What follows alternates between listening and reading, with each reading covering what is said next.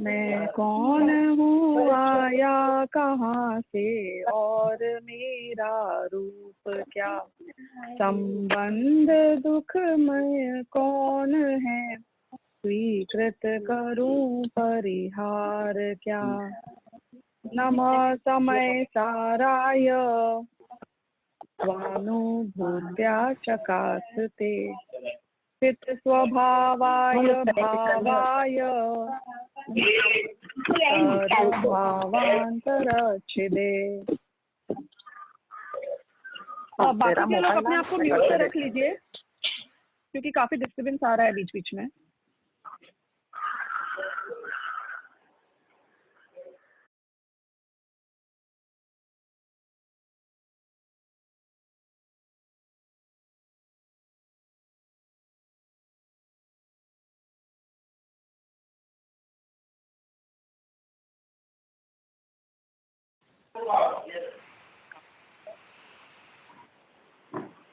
Okay तो गाथा number 36 की जो हमारी चल रही थी, इसमें हमारी चर्चा ये हुई थी कि नत्थि मम को भी मोहो बुद्धि उभोग एव अहम एको तम मोह निम्म मत क्या अभी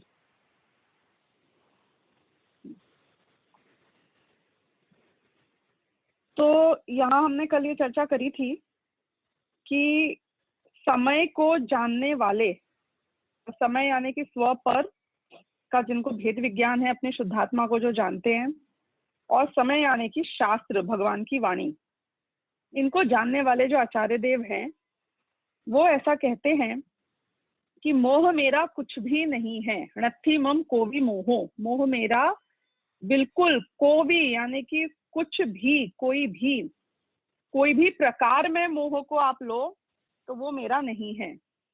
यानी कि मोह की जगह आप देखा जाए तो राग, द्वेष, मतलब सारी कषाएं, क्रोध, मान, माया, लोभ, सारी 9 कषाएं, ये सब भी ली जा सकती हैं। तो सारे विकारी परिणाम ये मोह शब्द में यहाँ पर आ जाते हैं। और ये जो सम्यक दृष्टि जीव है वो ऐसा मानता है कि ये मोह आदि जितने भी ये विकारी परिणाम हैं, ये सब मेरे बिल्कुल भी रंच मात्र भी मेरे नहीं है, क्योंकि मैं एक उपयोगमय मात्र ही हूँ। यानी मेरा स्वभाव सिर्फ उपयोगमय है, और इसे ही मोह निर्ममता कहते हैं, इसे ही पर का प्रत्याख्यान कहते हैं। ये ही स्वपर भेद विज्ञान है, ये ही सम्यक दर्शन है। तो ये सारी बात यहाँ पे इस गाथा में आई। अब आपने क्या थी कि टीका हमको पढ़नी थी, क्योंकि बाकी का मैंने कल आपको ऑलरेडी इसका समझा दिया था। तो टीका को पढ़ते हुए फिर हम समझेंगे आगे उसमें और क्या बताया जा रहा है। पेज नंबर 321 का लास्ट पैराग्राफ। निश्चय से फलदान की सामर्थ्य से प्रकट होकर भावक रूप होने वाले पुद्गल द्रव्य से रचित मोह मेरा कुछ भी नहीं है। यानी कि मोह कैसा है कि जो पुद्गल द्रव्य से रचित है। तो पहली बात तो यहाँ पे ये बात एकदम क्लियरली समझाई गई है कि जीव में जो विकारी परिणाम हो रहा है वो इसका स्वाभाविक भाव नहीं है, वो किसी और के निमित्त से हुआ था। देखो अब मैं आपको एक सिचुएशन दूं, अगर कि समझो आपके घर में 2 बेटे थे। एक बेटा बहुत ही लायक था, बहुत ही आज्ञाकारी, सही, सारे अच्छे अच्छे उसमें आदतें थी, सही काम करता था। और दूसरा, आप कितना ही कोशिश कर लो शुरुआत से ही वो हमेशा आपके दुख का, आकुलता का, परेशानी का ही कारण बनता था। कोई ना कोई प्रॉब्लम में ही आपको डाल देता था हर बार। उसके रहते हुए कभी आपको शांति नहीं मिली। अब एक दिन आपको ये बात पता चली कि एक्चुअली ये जो दूसरा वाला बेटा है ना, जिसके रहने में तुम्हें कभी आज तक शांति नहीं मिली है जीवन में और कभी मिलेगी भी नहीं, वो एक्चुअली तुम्हारा नहीं है। वो एक बहुत ही नालायक माँ बाप की का बच्चा है जिसको तुम्हारे पास आ गया है, तुम्हारे राग को देख के तुम्हारे पास टिक गया है। तो अब आपको कैसा फील होएगा उसको छोड़ने में? Compare to the earlier situation जहाँ आप बोल रहे थे कि भैया जैसा भी बच्चा है भोगना पड़ेगा, हमारा है, क्या करें, वी हैव नो चॉइस। अब आपको पता चल गया कि नहीं ये तो हमारा है ही नहीं, ये तो किसी और का है। तो एक जो एक परमानेंट बॉन्ड था, आप वो नहीं हो कि आपके पास बच्चा ही नहीं है, आपके खुद के बच्चे भी हैं, हो सकता है आपके खुद के 4 बहुत ही लायक बच्चे हैं, यहाँ पे आपके 2 बहुत ही लायक बच्चे हैं। कौन से 2 हैं? जो उपयोग है, ज्ञान और दर्शन, क्योंकि वो हमेशा निराकुलता का कारण बनेगा। और तीसरा है जो ये तीसरा बेटा कौन है? जो आपका नालायक बेटा है, हुआ है आप में ही पैदा, इस बात की कोई वो बता नहीं कर रहे हैं, मना नहीं कर रहे हैं, लेकिन हम कह रहे हैं कि एक्चुअली में तुम्हारे घर रहता है, लेकिन ये तुम्हारा नहीं है, इसमें जो ये संस्कार नजर आ रहे हैं किसी और के हैं, कहीं और से आया है ये। तो जैसे ही हमको ये पता चलेगा कि इसकी ओनरशिप किसी और की है, तो उसको छोड़ने में हमको परेशानी नहीं होगी। तो अब यहाँ पे ये बोल रहे हैं कि पुद्गल द्रव्य से रचित मोह मेरा कुछ भी नहीं है, कि ये भाई की तरह रह रहा है तुम्हारे घर में, लेकिन ये पुद्गल द्रव्य से रचित है। इसका ओनरशिप किसकी है? कि पुद्गल की है इसकी ओनरशिप, जीव की नहीं है इसकी ओनरशिप। क्यों? क्योंकि हम वापस उसी पॉइंट के ऊपर आएंगे कि हमने जीव का एक ये जानने की कोशिश करी अस्तित्व में कि ज्ञान दर्शन है, और वो ज्ञान दर्शन निराकुल स्वभावी है। वो ज्ञान दर्शन जब भी होएगा, यानी कोई भी चीज को मात्र जान खुलता नहीं है, उसमें प्रॉब्लम नहीं है, वो सहज है, वो शांत है, वो उसमें बहुत सुख है। लेकिन जैसे इस पर्टिकुलर निराकुल स्वभावी ज्ञान स्वभावी आत्मा में राग द्वेष की उत्पत्ति होती है, तो इसकी शांति भंग हो जाती है। तो इसका मतलब है कि कोई भी फॉरेन एलिमेंट आ रहा है और शांति भंग हो रही है, तो हमको आत्मा को क्वारंटाइन करना है, तो उसको इंश्योर करना है कि किसी और के निमित्त से जो आ रहा है उसको हम आने ही नहीं देंगे यहाँ पे। और यदि आ भी जाए तो हम उसको पर मान के आने देंगे, हम उसको अपना मान के नहीं आने देंगे, हम अपने आप को सेफगार्ड करेंगे उससे। तो ये जानना बहुत जरूरी है, ये भेद विज्ञान करना बहुत जरूरी है कि ये जो भीड़ में मिले हुए नजर आ रहे हैं, ये ज्ञान और ये राग द्वेष, इन दोनों में एक पार्ट है जो सेफ है और एक पार्ट है जो इन्फेक्टेड है। तो मोह राग द्वेष इन्फेक्टेड है, वो पर के द्वारा आया हुआ है, वो पर के निमित्त से आया हुआ है, वो पुद्गल के कारण आया हुआ है, पुद्गल उसका स्वामी है। जैसे पानी में जो गर्मी है वो उसकी, ठीक है वो खुद ही गर्म हुआ है, लेकिन वो निमित्त था अग्नि, वो खुद नहीं हो जाता गर्म अपने आप बैठे बिठाए, उसकी उसकी अशांति का कारण वो बनती है अग्नि, गर्मी। तो ये भेद विज्ञान करना कि प्रति समय में मेरे ज्ञान में जो ये आकुलता हो रही है, ये आकुलता ज्ञान के कारण नहीं है, ये आकुलता मोह राग द्वेष आदि इन भावों के कारण है। और ये मोह राग द्वेष भावों के साथ तुम्हें जीना तुम्हारी नियति नहीं है। कई बार क्या होता है कि हम कुछ चीजों को अपनी नियति मान लेते हैं,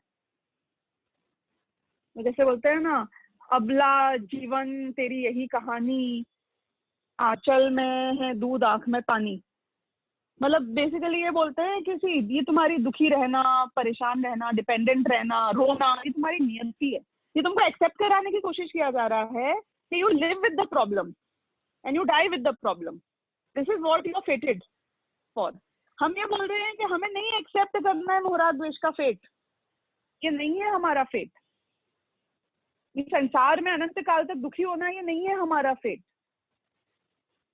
ये नियति नहीं है कि हम ये चारों गतियों में रुलेंगे, कि हम नरक जाएंगे, कि निगोज जाएंगे, कि हम पराधीन रहेंगे, कि पुद्गल के हाथों से नाचे जाएंगे। नहीं नाचना हमको पुद्गल के हाथों, ये पुद्गल इन्फ्लुएंस कर रहा है, ये बात समझना बहुत जरूरी है, किन किन चीजों में कहाँ कहाँ इन्फ्लुएंस करना है।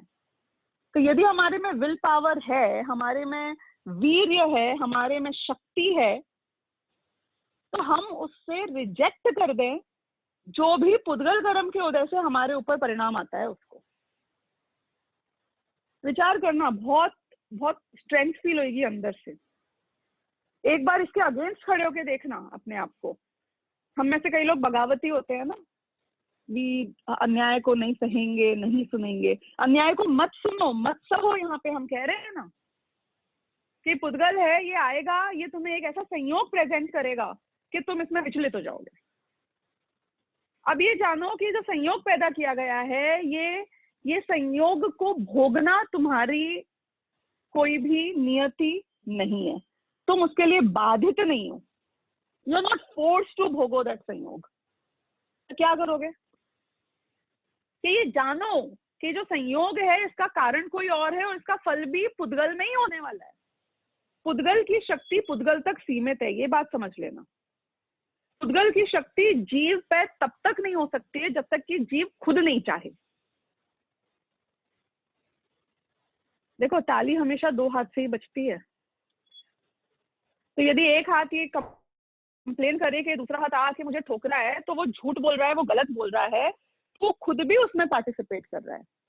ना, अन्याय करने वाला कि जितना ज्यादा आरोप हमें अन्याय सहने वालों पे भी करना चाहिए। क्यों? कि तुम क्यों सह रहे हो, तुम क्यों शांत पड़े हुए हो।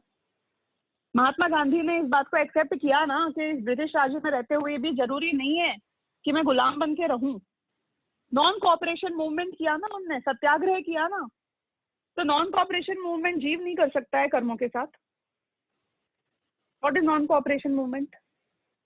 What is the meaning of non cooperation? Cooperate नहीं करना मतलब मैं तुम्हारा साथ नहीं दूंगा, मतलब तुम जो चाहोगे मैं करूं वो मैं नहीं करूंगा। और किसके आधार पे ये बात उसने बोला? सत्याग्रह के आधार पे। मुझे सत्य का आग्रह है। क्यों? Because I am on the right side, I know what I am doing is right, so I will not cooperate with the wrong. लड़ा नहीं, मारा नहीं, एक थप्पड़ तक नहीं मारा होगा गांधी जी ने अपने पूरे जीवन के काल में किसी एक व्यक्ति को भी, लेकिन उन्होंने बोला मैं कोऑपरेट नहीं करूंगा। ऐसे ही हमारे जो सारे साधु होते हैं, मुनि होते हैं, वो नॉन कोऑपरेशन मूवमेंट में, वो कर्मों के उदय से कोऑपरेट नहीं करते। वो बोलते हैं ठीक है, सर्दी गर्मी हो जाए, मैं नहीं कोऑपरेट करूंगा तुम्हारे साथ, यानी कि मैं तुम्हारे भावक के अनुसार भाव्य रूप परिणमित नहीं होऊंगा।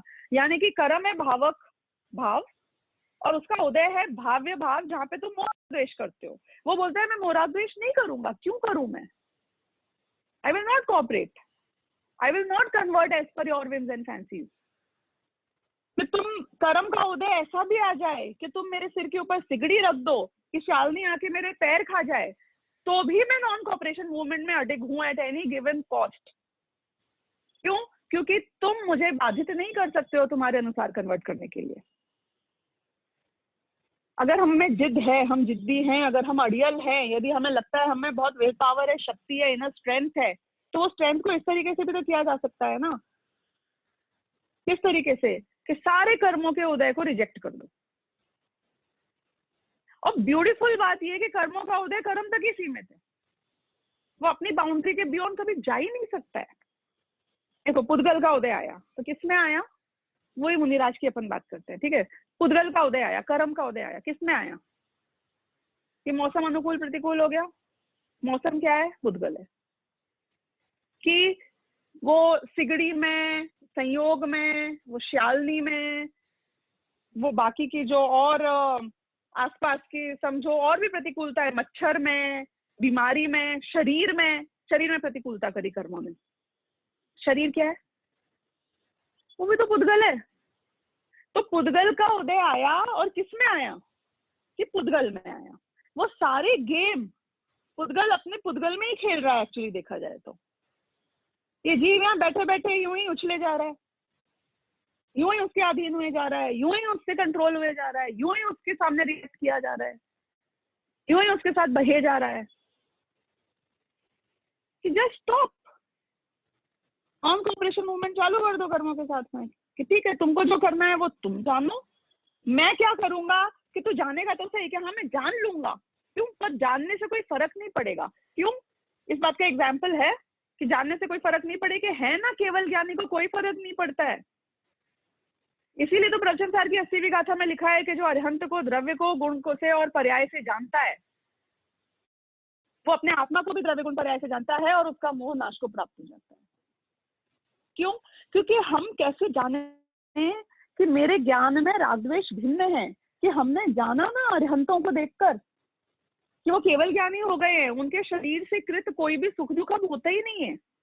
ना शरीर की अनुकूलता भोगते हैं ना शरीर की प्रतिकूलता भोगते हैं। और अरिहंतों का एग्जाम्पल इसलिए दिया क्योंकि उनके शरीर है। सिद्धों के केस में तो आप एक बार बोलोगे कि अरे उनका तो अभी पूरे ही कर्म जा चुका है, तो उनके तो कोई शरीर भी नहीं है, तो अब तो कंप्लीटली अनइम्पैक्टेड है ना, वो तो सेपरेट आउट हो चुके हैं कर्मों से 100%। तो कर्म ने कुछ कर दिया हो ऐसा पेरिफेरल इम्पैक्ट टू द सिद्ध भगवान, वो तो नजर ही नहीं आता है।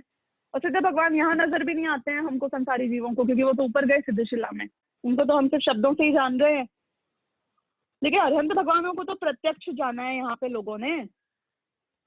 अगले भव में यदि आप कदाचित देवगति पहुंच गए तो आप प्रत्यक्ष जाके उनके दर्शन कर लोगे ना, सिमंदर स्वामी आदि जो 20 तीर्थंकर भगवान है उनके। तो अरिहंत तो यही है साक्षात।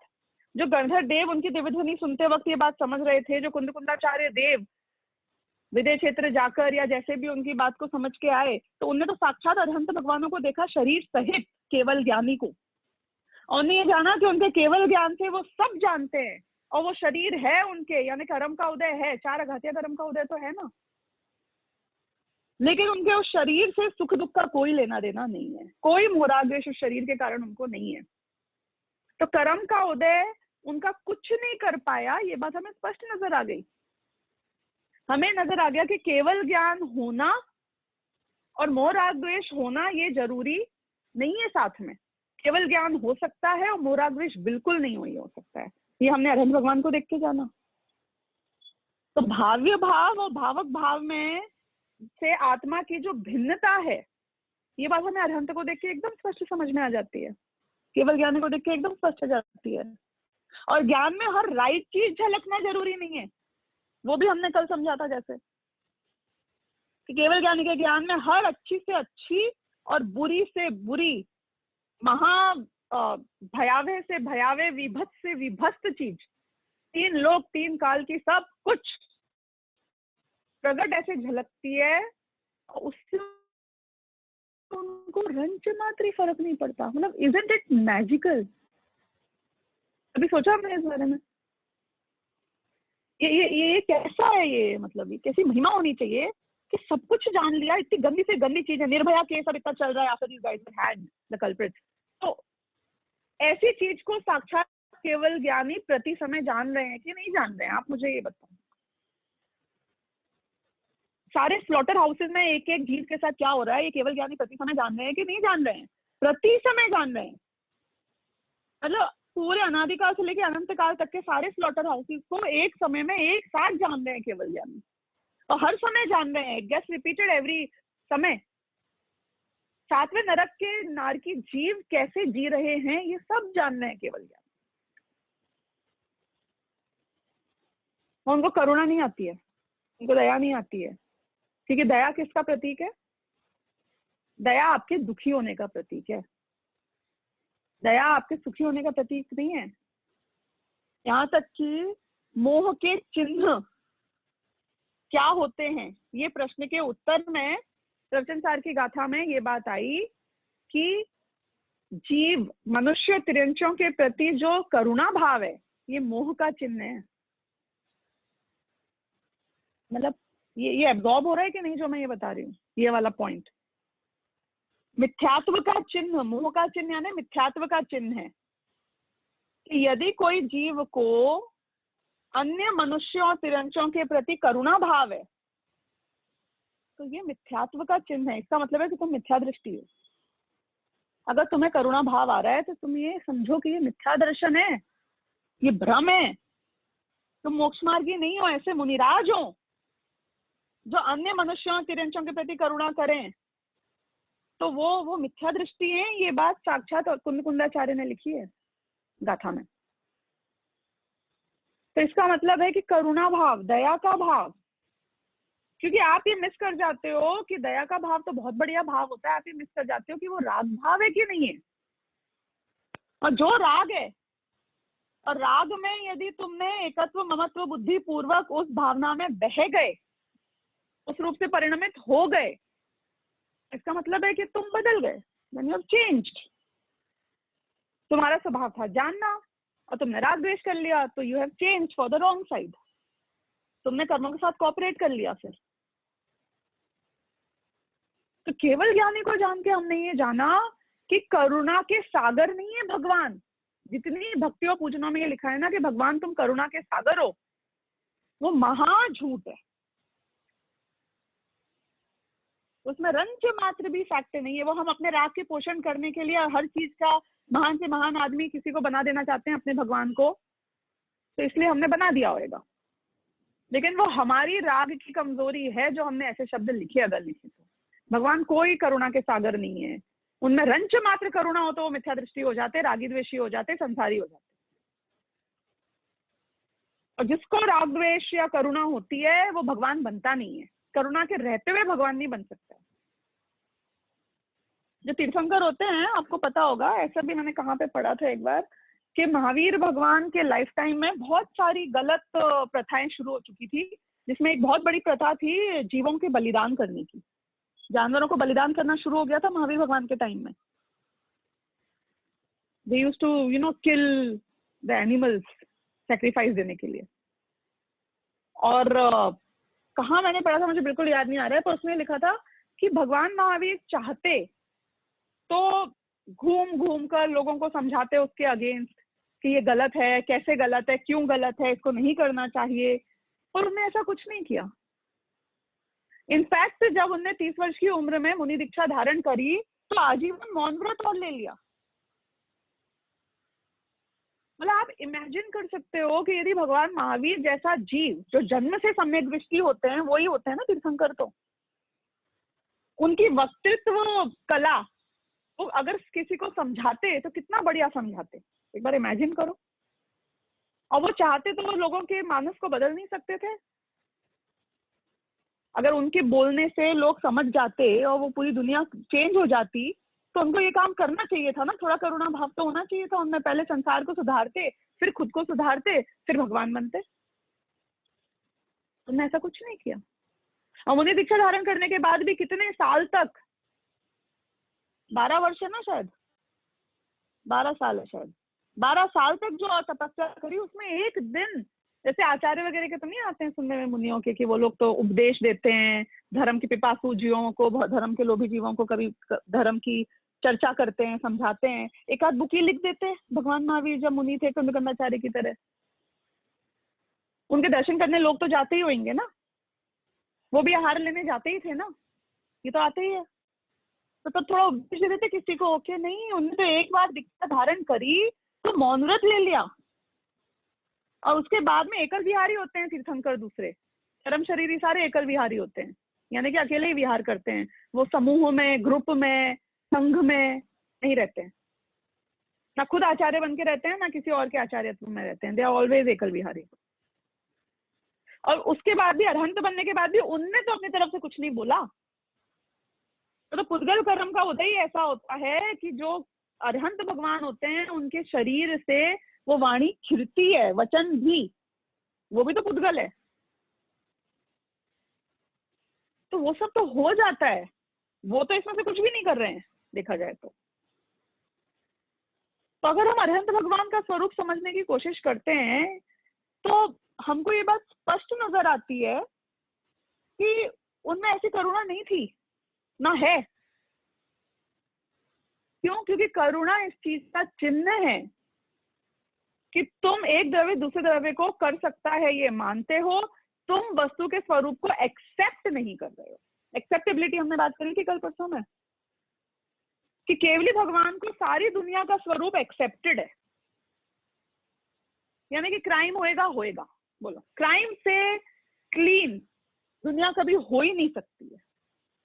भरत चक्रवर्ती का जब राज्य चलता होएगा, भरत चक्रवर्ती तो जैनी थे ना, इसमें तो कोई किसी को शक नहीं है, उनके पिताजी भगवान थे, जैनी नहीं थे, किसी को डाउट नहीं है। अब एक बार विचार करना कि जब किंग, आपका किंग जैनी हो, पूरे 6 खंड का राज्य उनके अंडर में था, ही वाज सो पावरफुल, उनकी पूरी चलती थी, एक आदमी उनके विरोध में खड़ा नहीं हो सकता था पूरी दुनिया में, तो कोई भी क्राइम नहीं होएगा तब, कोई नॉनवेज नहीं खाता होएगा तब, कुछ गलत काम नहीं होते होंगे तब, ऐसा लगता है आपको? कोई वैश्यालय नहीं होंगे वहां पे, कोई चोर नहीं होंगे, कोई झूठ नहीं बोलता होएगा, कोई हिंसा होती ही नहीं होगी कहीं भी, ऐसा लगता है आपको? तो मेरा ये बोलना है कि जो ये हमारा एक क्वेस्ट है ना, तो अनएंडिंग को ऐसे क्या कि let's make world a better place to live, सब सुखी हो, प्रेम भाव हो सब जीवों में, और पूरी लाइनें आती है ना सबके, सारी दुनिया में सुख शांति छा जाए, कहीं कोई प्रॉब्लम नहीं हो। मुझे बताना कि नरकों में कब ऐसा होएगा कि प्रॉब्लम नहीं होगी? ऐसा कोई दिन आएगा जब नरकों में कोई प्रॉब्लम नहीं हो? ऐसी कोई घड़ी आएगी, कोई पल आएगा जब नरकों में कोई प्रॉब्लम नहीं हो? वहां कॉन्स्टेंटली टॉर्चर चल ही रहा है ना, तो एक्सेप्ट कर लो कि भाई वस्तु का स्वरूप है ये। तिरंज गति में एक जंगल में चले जाओ, देखो एक जानवर दूसरे जानवर को मार रहा है और खा रहा है, कंटिन्यूसली यही चलता रहता है। अब अगर मुनिराज की बात करना हो, मैं करुणा भाव की बात वापस कर रही हूँ कि जो मुनिराज जंगल में बैठे हुए हैं, क्या वो हिंसा अपने आसपास देखते हैं कि नहीं देखते हैं? बोलो। आप तो अपने घरों में बैठे हो, आपके आसपास कोई हिंसा शायद आपको नहीं नजर आती होगी, एक पेस्ट कंट्रोल के अलावा जो एक आध कॉकरोच आपको दिख जाता होगा मरा हुआ, या चींटियां या मच्छर कदाचित। इसके अलावा तो कोई हिंसा आपको नजर आती नहीं है, क्योंकि यहाँ पे कोई जीव किसी को मारता हुआ नजर नहीं आ रहा है। कुछ एक लोगों के घरों में यदि छुपकलियां होंगी और एक आध मच्छर को खाते हुए देख लें तो अलग बात है। एक बार जंगल में बिलीव करना, इमेजिन करना, मतलब कि कैसा होता होगा जहाँ मुनिराज बैठे हुए हैं, और जब भी ध्यान की अवस्था में नहीं है, यानी कि सपोज जब भी शुभ उपयोग की अवस्था में, यानी कि उनका ध्यान पर की ओर जा रहा है। जंगल ऐसी जगह है जहाँ कॉन्स्टेंटली एक जीव दूसरे जीव को खा रहा होता है, कॉन्स्टेंटली यही काम चल रहा होता है वहां पे। कितनी हिंसा को विटनेस करते होंगे, कितने जीव बीमार पड़े हुए तड़फ रहे होते होंगे, कितने जीवों को कितनी प्रॉब्लम्स हो रही होती होंगी, कोई किसी को। और कई जो ये छोटे जीव होते हैं ना, उनको एक्चुअली में सच्ची में चाहे ना अगर मुनिराज, तो बचा भी सकते हैं। क्योंकि यदि उनने कोई एक छोटे से जीव को एक दूसरे छोटे से जीव को खाते हुए देख लिया, और वो उसको थोड़ा सा हिला दें, हटा दें अपने पीछे से, कमंडल से, कहीं से भी कुछ इधर उधर कर दें, तो if he wants to he can actually try to save. लेकिन जंगल में इस सबके बीच बैठे हुए भी वो मुनिराज आज तक, अगर सच्चे मुनिराज हैं तो, उनने कभी भी किसी को बचाने की कोशिश नहीं की होगी। और यदि ज्ञान में झलक जाएगा कि ये हो रहा है, तो ज्ञान में झलक, वो नजर नहीं फेरते हैं। सपोज अगर उनने एक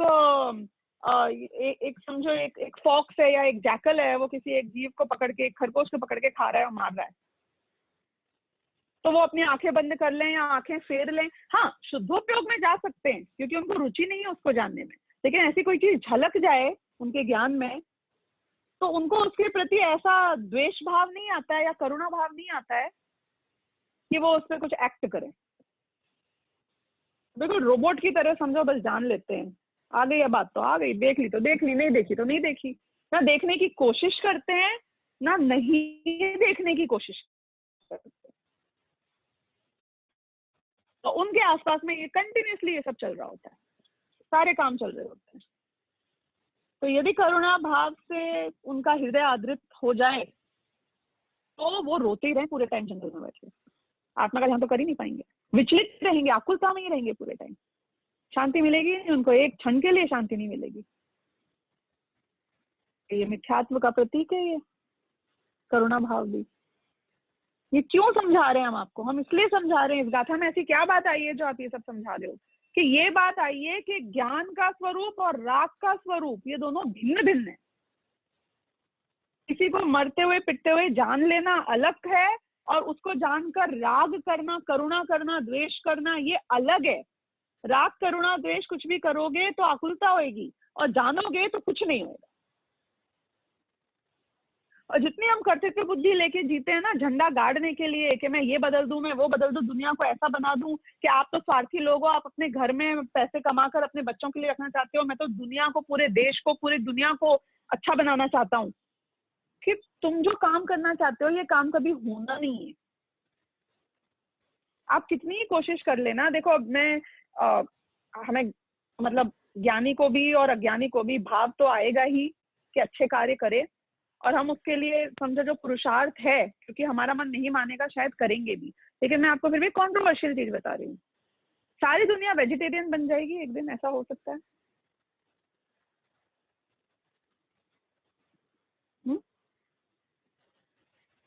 तो हम करें कि नहीं करें, कि हम वेजिटेरियनिज्म का प्रोपोगेशन करो, तुम क्यों, तुम कौन से वीतरागी हो? तुम मुनिराज थोड़ी हो।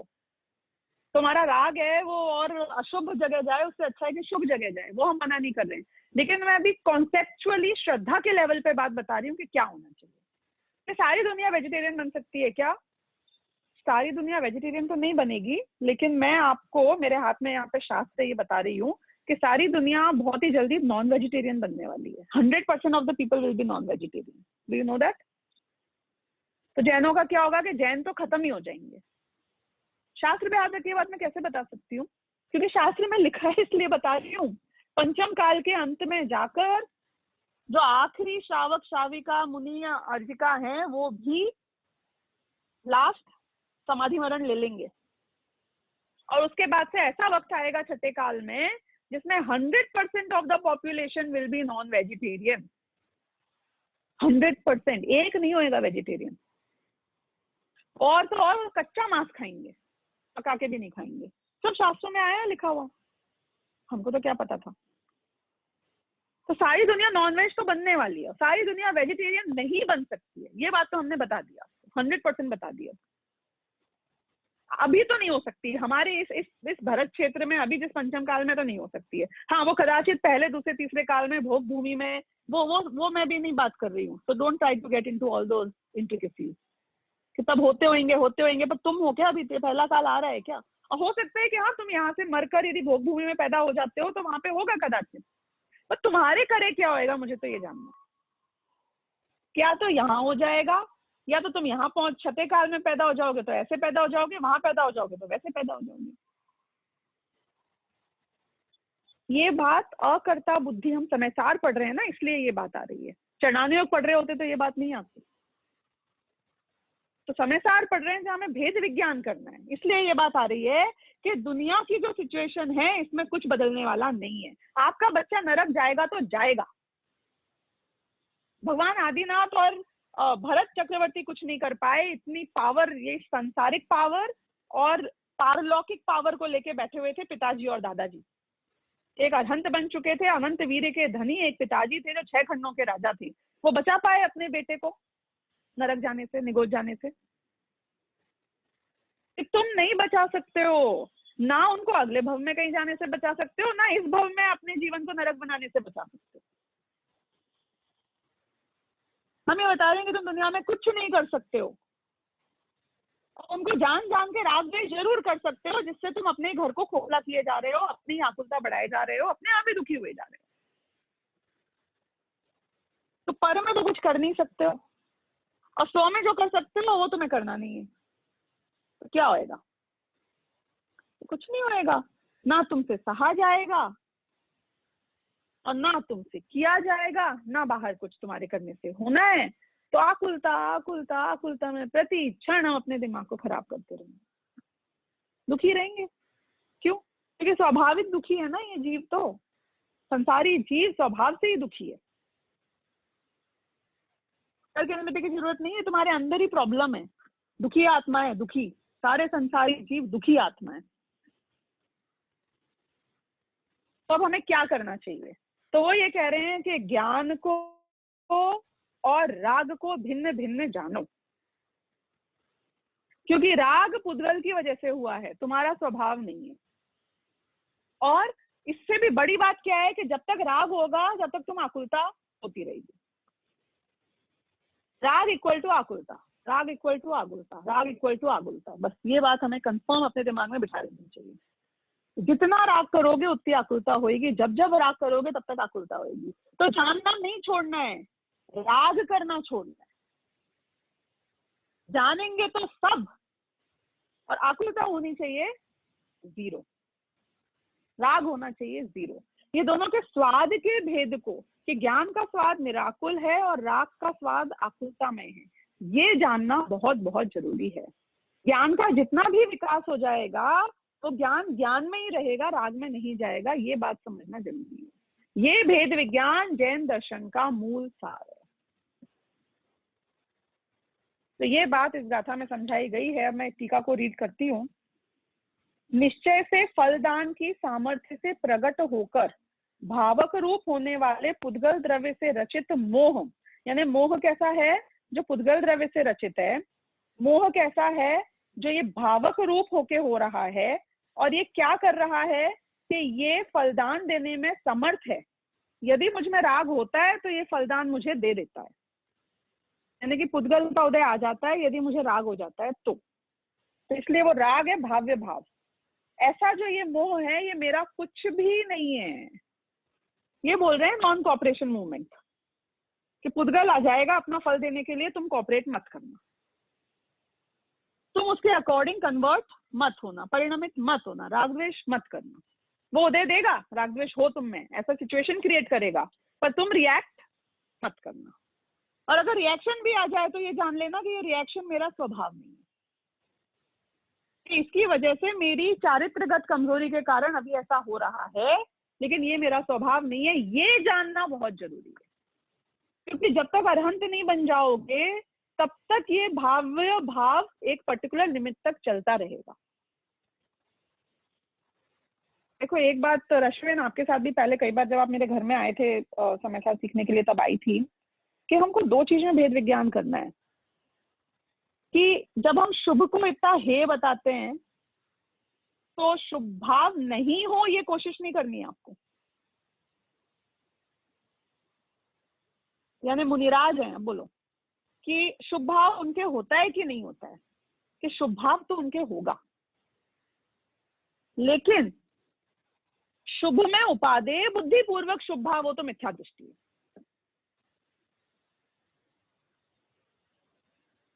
ये बात ख्याल आई आशी? शुभ भाव होगा ही नहीं, हम ये नहीं कह रहे हैं। मुनिराज रहोगे तुम, जब तक तुम अरहंत नहीं बन जाओगे तुम्हें शुभ भाव तो होगा। अब मैं करुणा भाव वाली पॉइंट पे भी आती हूँ कि करुणा भाव भी समझो, अगर कुंद कुंद आचार्य ने समय साल लिखा तो ये करुणा भाव ही था ना उनका, कि कोई उपदेश देते होंगे करुणा भाव था। होना अलग बात है और उसमें उपादेय बुद्धि होना ये अलग बात है। उपादेय बुद्धि होना मिथ्यात्व का प्रतीक है। तो शुभ भाव तो होगा पर उपादेय बुद्धि पूर्वक नहीं होना चाहिए। जैसे कि हम वेजिटेरियनिज्म को या हम इसको प्रोपोगेट करेंगे कि नहीं करेंगे, हम धर्म का प्रचार करेंगे कि नहीं करेंगे, करेंगे, लेकिन क्या मान्यता पूर्वक करेंगे कि I can change the world? नहीं, वो मान्यता मिथ्यात्व है। कि हमें पता है कि अंततों अथवा छठे काल में सारे हिंसक तीव्र कचाई जीव ही होने हैं, लेकिन फिर भी हमारे विकल्प आए बिना रहते नहीं है, तो हम तो अपनी विकल्प की पूर्ति कर रहे हैं। क्या पता हमारे निमित्त से कभी किसी का कोई अच्छा हो जाएगा तो उसकी होनहार अच्छी होनी होगी तो हम निमित्त पड़ जाएंगे, और नहीं होनी होगी तो हमारा वेस्ट हो जाएगा। कोई बात नहीं, हम जो कर रहे हैं वो अपनी पूर्ति के लिए कर रहे हैं, विकल्प की पूर्ति कर रहे हैं हम अपने। ये कॉन्सेप्ट एकदम क्लियर होना बहुत जरूरी है। उपादेय बुद्धि नहीं हो सकती है शुभ परिणाम में या कोई भी कार्य में जो तुम कर रहे हो। उपादेय बुद्धि मिथ्यात्व का प्रतीक है। तो ये बात यहाँ पर आई। तो अब ये बोल रहे हैं कि निश्चय से फलदान की सामर्थ्य से प्रकट होकर भावक रूप होने वाले पुद्गल द्रव्य से रचित मोह मेरा कुछ भी नहीं है। यानी ये राग होगा, लेकिन ये राग से मेरा लेना देना कुछ भी नहीं है, ये मेरा नहीं है, ये पुद्गल का है। ये जानना मानना बहुत जरूरी है, क्योंकि संकोत कीर्ण एक ज्ञायक स्वभाव भाव का परमार्थ से, मतलब परम अर्थ से, यानी परम निश्चय नए से बात हो रही है यहाँ पे। एक्चुअली में जो मेरा ये ज्ञायक स्वभाव है, इसका पर के भाव द्वारा भाया जाना अशक्य है, इम्पॉसिबल है, ये बोल रहे हैं। यानी कि पुद्गल मुझे अपनी उंगलियों पे नचा सके, ये इम्पॉसिबल है। पर द्रव्य मेरे को दबा के रख सके, मुझे सबड्यू कर सके, मुझे कंट्रोल कर सके, ये इम्पॉसिबल है। मैं खुद अगर उसके अकॉर्डिंग रिएक्ट करना चालू कर दूं तो सब पॉसिबल है, लेकिन उसका अस्तित्व मेरा अस्तित्व इतना जुदा है कि वो मेरे पे कुछ कर नहीं सकता है, देखा जाए तो। ये बात यहां पर आई। दूसरी बात ये है कि स्वयं ही निरंतर, ये पेज नंबर 322 की फर्स्ट लाइन है। दूसरी बात यह है कि स्वयं ही निरंतर विश्व को प्रकाशित करने में चतुर और विकास रूप शाश्वत प्रताप संपत्ति सहित वह भगवान आत्मा ही चैतन्य शक्ति मात्र स्वभाव भाव के द्वारा जानता है कि परमार्थ से मैं एक हूं। मतलब कैसा है ये मेरा भगवान आत्मा, कि स्वयं ही निरंतर विश्व को प्रकाशित करने में चतुर है। कि ज्ञान है ये उधार का नहीं है, ये कर्म की वजह से नहीं है, ये परद्रव्य की वजह से नहीं है। मोक्षम प्रकाशक का आपको अगर प्रकरण याद हो तो जो हमें ज्ञान है अभी क्षयोपशम रूप, ये बताना कि ये कर्म की वजह से है कि हमारी खुद की वजह से है। आशीष, तुम्हारा जो ज्ञान है उसका सोर्स क्या है, कर्म या आत्मा? लेकिन कर्म का क्षयोपशम डिसाइड करता है कि तुम कितना जान पाओगे और नहीं जान पाओगे। तो वो बोलते हैं मोक्षणा प्रकाशक में कि तुम्हारा स्वभाव था केवल ज्ञान स्वरूप, उसमें जो लिमिटेशन आई वो तो कर्म के क्षयोपशम के कारण आई है, लेकिन जितना ज्ञान प्रकट है वो कर्म के कारण नहीं है, वो स्वयं तुम्हारा आत्मा का है। ये बात ख्याल है कि नहीं आई? सूरज है, सूरज के ऊपर बादल आ गए पूरे के पूरे, तो उनने पूरे सूरज को ढक दिया। तो जो ढका है, जितनी रोशनी कम हुई है वो तो बादल के कारण एक बार तुम फिर भी बोल सकते हो, लेकिन फिर भी हमें पता है कि दिन है, अभी रात नहीं हुई है। यानी कि जो रोशनी है फिर भी पूरा बादल ढक दे तो भी रात जैसा नहीं हो जाता ना। तो जितनी रोशनी है वो किसकी है? हाँ, वो रोशनी आत्मा की है, वो सूरज की है, वो कर्म की वजह से नहीं है। तो ये बोल रहे हैं स्वयं ही निरंतर विश्व को प्रकाशित करने में चतुर, यानी कि हमारे ज्ञान स्वभाव में ही ये पड़ा हुआ है शक्ति कि हम विश्व को प्रकाशित कर सकते हैं, यानी सब कुछ जान सकते हैं। ज्ञान के लिए पर की आवश्यकता नहीं है, उसमें पुद्गल नहीं है कहीं भी। और विकास रूप शाश्वत प्रताप संपत्ति सहित वह भगवान आत्मा, यानी कि वो इसी रूप से परिणमित होता रहता है प्रति समय। ऐसा आत्मा ही चैतन्य शक्ति मात्र स्वभाव भाव के द्वारा जानता है, यानी कि ये चैतन्य शक्ति, ये ज्ञान रूप ये स्वभाव है मेरा, उसके द्वारा क्या जानता है कि परमार्थ से मैं एक ही हूँ। यानी कि साधन कौन बनेगा? मैं बनूंगा। ज्ञान स्वयं को जानने का साधन खुद बनेगा। सोर्स क्या है? कि मैं स्वयं हूँ, ज्ञान मुझ में से ही प्रकट हुआ है। यानी षट कारक स्वयंभू वाली बात यहाँ पे पूरी आ जाएगी कि मेरे ही आधार से मैं ही अपने आप को जान लूंगा, मुझे किसी पर की आवश्यकता नहीं है जानने के लिए। तो ज्ञान तो मेरा स्वभाव है, उससे भेद विज्ञान नहीं करना है, वो तो मैं हूं ये जानना है। यद्यपि समस्त द्रव्यों के परस्पर साधारण अवगाह का निवारण करना अशक्य होने से मेरा आत्मा और जड़ पदार्थ श्रीखंड की भांति एक में हो रहे हैं, तथापि श्रीखंड की ही भांति स्पष्ट अनुभव में आने वाले स्वाद भेद के कारण मैं मोह के प्रति निर्मम ही हूं, क्योंकि सदा अपने एकत्व में प्राप्त होने के समय ज्यों का त्यों ही स्थित रहता है। इस प्रकार भावक भाव से भेद ज्ञान हुआ। अब ये क्या उदाहरण दे रहे हैं यहाँ पे? ये बोल रहे हैं श्रीखंड खाया तुमने, श्रीखंड में गुड़ और शक्कर अलग अलग रखे हुए हैं कि एक साथ मिक्स है? यानी एक क्षेत्र को आपने अगर एक एक उंगली में हल्का सा श्रीखंड चाटने के लिए लिया अपनी उंगली में और उसको जबान पे रखा, तो गुड़ को और दही को अलग अलग रखा कि एक साथ रखा जबान पे? एक साथ ही रखा, हर परमाणु में दोनों इक्वल ही है, लेकिन उसमें शक्कर या गुड़ की मिठास अलग है और दही की खटाई अलग स्वाद में आ रही है। तो यदि मुझे शक्कर की मिठास या गुड़ की मिठास और दही की खटाई को अलग अलग टेस्ट करना है तो मैं कैसे करूंगा श्रीखंड में? कि आगम चक्षु से तो जान सकते हो, इंद्रिय चक्षु से नहीं जान सकते। नहीं आई बात समझ में? मैंने समझाया था ना पिछली बार लेक्चर में, देखो मैं आई थी लास्ट वीक, कि साधु आगम चक्षु से जानते हैं और बाकी हम जो संसारी जीव हैं वो इंद्रिय चक्षु से जानते हैं। यानी कि मेरे आत्मा के प्रदेश, पुद्गल कर्म के प्रदेश, शरीर के प्रदेश, आकाश द्रव्य के प्रदेश, धर्म अधर्म द्रव्य और काल के प्रदेश एक ही जगह पे एक साथ ही रहेंगे, वस्तु भिन्न भिन्न नहीं होगी, यू कैन सेपरेट इट, लेकिन तुमको अपनी दृष्टि से उसको अलग अलग जानना है। श्रीखंड में से गुड़ और दही अलग नहीं किया जाएगा तुम्हारे स्वाद के लिए कि दही को अलग चख लो और गुड़ को अलग चख लो, लेकिन उस मिक्स स्वाद में से तुमको दोनों का स्वाद अलग अलग जान लेना है। वो एक क्षेत्र का रहने वाले व्यक्ति में से आपको अलग अलग गुणों को अलग अलग जान लेना है। इसका उदाहरण मैंने पहले भी बहुत बार, अगर आपको ध्यान हो तो, दिया है यहाँ पे कि समझो एक लड़की है, उसकी शादी एक लड़के से हो जाती है।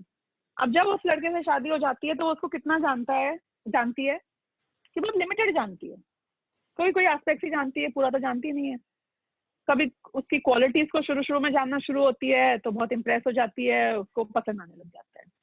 फिर उसके बाद में धीरे धीरे उसकी एकाध एकाध बुराई पता चलने लग जाती है, तो फिर वो थोड़ा, वो जो ग्राफ होता है ना जो ऊपर जा रहा होता है राख का, वो थोड़ा सा नीचे आता है, और इसमें तो बुराई थी मुझे पता ही नहीं था। फिर धीरे धीरे एक और कोई अच्छी चीज देखता है, फिर कोई बुरी देखता है, फिर अच्छी बुरी करके वो लड़की की उस लड़के के साथ शादी हो जाती है। एक काल आता है एक पर्टिकुलर टाइम के बाद कि वो उसको पूरी तरीके से जानती है, उसे सारी अच्छाइयां जानती है, सारी बुराइयां जानती है, सब कुछ जानती है उसके बारे में, कैसे कब किस सिचुएशन में रिएक्ट होता है, नहीं होता है। अब वस्तु भिन्न भिन्न नहीं है। वो जो पति बन गया है लड़का, वो लड़के में एक तरफ अच्छाइयां रखी हो, एक तरफ बुराइयां रखी हो, कि सुबह 6 से 7 तक अच्छा होता है, 8 से 10 तक बुरा होता है, ऐसा कुछ सेपरेट आउट नहीं है कुछ भी, सब कुछ एक ही जगह पे है, एक क्षेत्रावगाह में, एक क्षेत्र में सारी क्वालिटीज हैं, बुराइयां हैं, सब कुछ है। लेकिन जो व्यक्ति, वो लड़की, वो उस लड़के को जान रही है, सभी उसकी अच्छाइयों को सोच के राग करती है, कभी उसकी बुराइयों को सोच के जब झगड़ा हो जाता है तो द्वेष करती है। अगर दोनों में आर्ग्यूमेंट हो जाए तो चुन चुन के सारी बुराइयां निकालेगी, तुमको सुनाएगी, और फिर दुखी होएगी, रोएगी और सामने वाले को रुलाएगी। और यदि जब उसको राग हो रहा होता है, समझो मैरिज एनिवर्सरी का टाइम है, नहीं तुम बहुत अच्छे हो, ये वो अच्छी अच्छी बातें गिनाएगी, केयरिंग है, ये है, वो है, वगैरह वगैरह, या स्टेज के ऊपर जाके बोलना है उसके बारे में कि हाउ गुड ही इज और व्हाटएवर, तो तुम छांट छांट के अच्छाइयों को निकाला जाएगा।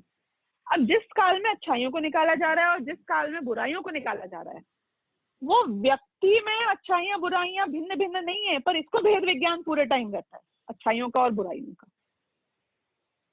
यानी कि ये भेद विज्ञान वस्तु में है कि दृष्टि में? ये कॉन्सेप्ट समझ में आया? भेद विज्ञान वस्तु में नहीं है, वस्तु तो मिली जुली नजर आएगी, श्रीखंड तो एक साथ नजर आएगा, मनुष्य पर्याय में वो जीव पुद्गल सब एक साथ नजर आएंगे, ज्ञान और राग द्वेष तुमको एक साथ अनुभव में आएगा, लेकिन तुम्हें अपनी दृष्टि में उन सबको भिन्न जानना है। दृष्टि में शरीर आत्मा को भिन्न जानना है, दृष्टि में राग द्वेष और ज्ञान को भिन्न जानना है। ये सारे सेपरेशन दृष्टि में करने हैं। ये है आगम दृष्टि। ये दृष्टि तुमको दी किसने? ये देखने की नजर तुमको दी किसने? कि ये नजर तुमको ये शास्त्र ने, भगवान की वाणी ने दी है कि ये एक जो नजर आ रहा है इसमें भी ये सब अलग अलग हैं। क्यों? क्योंकि अलग अलग लोगों का इसमें स्वभाव नजर आ रहा है हमको। तो ये बात यहाँ पे श्रीखंड के उदाहरण से समझाई और ये बोला कि समस्त द्रव्यों के परस्पर साधारण अवगाह का निवारण करना अशक्य होने से। कि पहली बात तो तुम बोलोगे नहीं नहीं नहीं, मुझको तो ये ना, ये दृष्टि वृष्टि की बात मत करो, तुम तो ना ये दही अलग कर दो ये श्रीखंड में से, और तुम तो गुड़ अलग कर दो। कि भाई श्रीखंड में से अब दही और गुड़ किसी कीमत से अलग नहीं हो सकता है, ऑप्शन ही नहीं है, पॉसिबिलिटी ही नहीं है। तो क्या बोल रहे हैं कि समस्त द्रव्यों के परस्पर साधारण अवगाह का निवारण करना अशक्य होने से, कि मुझे तो ना ये आत्मा बाहर निकाल दो तुम इस शरीर से, फिर मैं शांति से जान लूंगा इस आत्मा को। कि तुम तो ये ज्ञान से राग को पहले भिन्न कर दो, पहले केवल ज्ञानी अरहंत बन जाने दो, फिर मैं जान लूंगा ज्ञान को अलग। कि ऐसा कभी होगा ही नहीं, सेपरेट आउट फिजिकली तो नहीं कर सकते हो तुम। तो इनका एक क्षेत्रावगाह का निवारण करना अशक्य है, एक क्षेत्र में ही रहेंगे वो लोग। तो क्यों? ये पति में से ये अच्छा वाला पति साइड कर दो, ये बुरा वाला पति को हटा दो, इसमें से उसको निकाल देते हैं यहाँ से बाहर। कि वो क्या जीन्स की इंजीनियरिंग कर दो, कि वो सब नहीं होता है यहाँ पे। तुमको शादी करनी है तुम्हारे लाइफ टाइम में, तो जीन्स की इंजीनियरिंग करके तुम्हारे लिए लड़का नहीं बन सकता है। तुमको एक्सेप्ट करना पड़ेगा। तो बोले I have not found the perfect man. Perfect man नाम की वस्तु ही नहीं होती है। परफेक्ट मैन जो मैन होते हैं ना, होते हैं वैसे तो अरहंत होते हैं, वो हमारे मुनिराज होते हैं, पर प्रॉब्लम ये है कि जो परफेक्ट होते हैं वो तुम्हारे पास नहीं आएंगे ना, उनको इतना राग ही नहीं है कि तुम्हारे पास आए। परफेक्ट मैन नाम की तुम्हें चीज दुनिया में कभी मिलेगी ही नहीं, बुराइयों के साथ ही मिलेगी, वैसे ही एक्सेप्ट करनी पड़ेगी। प्रायोरिटीज डिसाइड कर लो कौन सी बुराई चलेगी और कौन सी बुराई नहीं चलेगी। मतलब वस्तु तो मिली जुली मिलेगी, ये कहना है मेरा यहाँ पे। कि समस्त परस्पर असाधारण अवगाह का निवारण करना अशक्य होने से मेरा आत्मा और जड़ पदार्थ, अब इन दोनों में हमको भेद विज्ञान करना है, कौन कौन पुद्गल का है, कौन कौन जीव का है। ये कैसे हैं? श्रीखंड की भांति एक में एक हो रहे हैं। कि हर प्रदेश में जीव के एक पुद्गल का प्रदेश स्थापित है इस वक्त, श्रीखंड की भांति एक में को रहे हैं। यहाँ पे दूध नहीं बोला, देखो आप, कोई और चीज नहीं बोली। क्यों? क्योंकि दूध को फिर भी सुखाया जा सकता है, पानी कंटेंट अलग हो जाएगा, मावा कंटेंट अलग हो जाएगा। यहाँ पे श्रीखंड का उदाहरण which can never be separated. It's just not possible by any process. तथापि श्रीखंड की भांति स्पष्ट अनुभव में आने वाले स्वाद भेद के कारण, कि तो मैं कैसे जानूं कि भैया तू स्वाद के भेद से जानना कि खटाई है वो दही का गुण है, जो मिठास है वो गुड़ का गुण है। स्वाद भेद तेरे ज्ञान में तो आ ही सकता है। तो ऐसे ही जो ज्ञान में जो निराकुलता है, जो शांतिपना है, वो ज्ञान का गुण है, वो सिर्फ जान रहा है। और जो राग द्वेष है, ये पुद्गल का गुण है। ये दोनों को हमें बाइफरकेट करना है। आने वाले स्वाद भेद के कारण मैं मोह के प्रति निर्मम ही हूं, यानी कि ये कितने स्ट्रेंथ है, निर्मम ही हूं। ये मोह को मैं किसी भी कीमत पे ओन नहीं करूंगा, ये मेरा किसी भी कीमत पे कितना भी एक रंच मात्र भी नहीं है, क्योंकि सदा अपने एकत्व में प्राप्त होने से स्वयं ज्यों का त्यों ही स्थित रहता है। कि मैं जो ज्ञान स्वरूप हूं, मैं तो यही एकत्व में स्थित रहता हूं। इस प्रकार भावक भाव से भेद ज्ञान हुआ। ये बात यहाँ पर आई। और फिर इसके बाद में हम जाएंगे पेज नंबर 325 पर, जो 30 नंबर का कलश है। और ये कलश समझ के आज हम ये पूरा करेंगे, तो ये गाथा का वर्णन पूरा होगा। 37 भी हम कल से स्टार्ट करेंगे। तो 325 नंबर के पेज पे जो कलश है, सर्वतः स्वरस निर्भर भावम चेतये स्वयं अहम स्वम इह एकम नास्ति नास्ति मम कश्चन मोहो शुद्ध चिदघन महो निधि अस्मि। ये बहुत ही आप इसकी टोन देखिए, मतलब इसमें बहुत ही एक पैशन आ रहा है, एक बहुत ही स्ट्रॉन्गली उसको डिनाई कर रहा है कि नास्ति नास्ति मम कश्चन मोह, यानी कि कोई भी मोह, नास्ति नास्ति नहीं है मेरा, नहीं है। ये टोन है एकदम। क्योंकि हिंदी में वो टोन नहीं आ पा रही है, इसलिए मैं आपको यहाँ बता रही हूँ। एक बार इसका अर्थ पढ़ती हूँ ताकि आपको फटाफट समझ में आए, फिर एक बार वापस हम संस्कृत में आएंगे। इस लोक में मैं स्वयं ही अपने एक आत्म स्वरूप का अनुभव करता हूँ। पहली बात, कौन जानेगा? कि मैं खुद ही जानूंगा। किसको जानूंगा? अपना जो आत्म स्वरूप है, जैसा ज्ञान रूप, उसका कैसे जानूंगा? कि अनुभव पूर्वक जानूंगा। तो ये सारे षटकारक अपने में आ गए कि कैसा हूं मैं, जो चारों ओर से अपने चैतन्य रस से भरपूर है। कैसा मैं अपने आप को अनुभव कर रहा हूँ? किस आत्मा को अनुभव कर रहा हूँ? कि जो सिर्फ ज्ञान ज्ञान ज्ञान रूप है, सर्वतः चारों ओर से अपने चैतन्य रस से भरपूर है। ज्ञान रूप आत्मा को ही अनुभव कर रहा हूँ, यानी कि राग द्वेष से भिन्न सिर्फ ज्ञान रूप आत्मा को ही अनुभव कर रहा हूँ। यह मोह मेरा कुछ भी नहीं है, क्योंकि मैं तो शुद्ध चैतन्य के समूह रूप तेज पुंज का निधान हूँ। तो मैं तो ये शुद्ध चैतन्य का ही पुंज हूँ खाली, बाकी ये मोह से मेरा कुछ लेना देना नहीं है। अभी जो मोह से मेरा कुछ भी, ये मोह मेरा कुछ भी नहीं है, ये लाइन है, वो संस्कृत में उनने ऐसे लिखी है कि नास्ति नास्ति मम कश्चन मोह। नास्ति नास्ति नहीं है, नहीं है। मम यानी मेरा, कश्चन मोह यानी कोई भी मोह, यानी मोह राग द्वेष और जार कचाए सब कुछ गिन लेना, ये सब कोई भी मेरा बिल्कुल नहीं है, नहीं है। ऐसे ये डबल टोन के साथ उन्होंने लिखा है। तो मैं कैसा हूं? कि शुद्ध चिदघन महोनिधि अस्मि। अस्मि यानी कि मैं हूं, निधि यानी कि महोनिधि यानी कि समुद्र हूं। किसका? कि शुद्ध चिदघन का, सिर्फ चैतन्य चैतन्य से ही भरा हुआ हूं मैं। हर तरफ से, आत्मा का हर प्रदेश चैतन्य से पुरायमान हो रहा है। सर्वतः स्वरस निर्भर भावम, सर्वतः यानी कि सब तरफ से ये जीव ज्ञान और ज्ञान से ही भरा हुआ है। स्वरस निर्भर भावम चेतये, अपना जो ये रस भरा हुआ है जिस भाव में, सर्वतः किस रूप में? कि चेतना के रूप में, चैतन्य रस्ते में हर तरफ से जो भरपूर हूँ। स्वयं अहम स्वम ही एकम, कि मैं खुद ही और खुद को अपने द्वारा ही ऐसे आत्मा को जानता हूँ। तो ये बात यहाँ पे इसमें आई। और इसका ही जो बनारसी दास जी ने 4 पंक्तियां लिखी हैं, उसको पढ़ती हूँ, सेम का मीनिंग। कहे विचक्षण पुरुष सदा मैं एक हूँ। कि विचक्षण पुरुष, विचक्षण यानी कि जो एकदम जिसकी दृष्टि राइट है, जो समझ लेता है, भेद विज्ञान कर लेता है, शार्प, विचक्षण यानी शार्प, ऐसा शार्प पुरुष कहता है सदा मैं एक हूँ, कि मैं एक ही हूँ, अपने रस्तों भर्यो आपनी टेक हूँ, कि मैं तो अपने ही रस से भरा हुआ हूँ और अपने ही भरोसे हूँ, अपने ही द्वारा। मोह कर्म मम नाही, ना ही भ्रमकूप है, कि मोह कर्म मेरे नहीं है और ये भ्रमकूप यानी कि भ्रम का जो कुआं है ये मेरा नहीं है। शुद्ध चेतना सिंधु हमारो रूप है, कि हमारा स्वरूप तो शुद्ध चेतनामय समुन्दर की तरह है। तो ये बात बनारसीदास जी ने कही और इसके साथ ही हमारा ये पूरी गाथा का वर्णन यहाँ पे समाप्त हुआ। अब हम सहजानंदी करके कल 37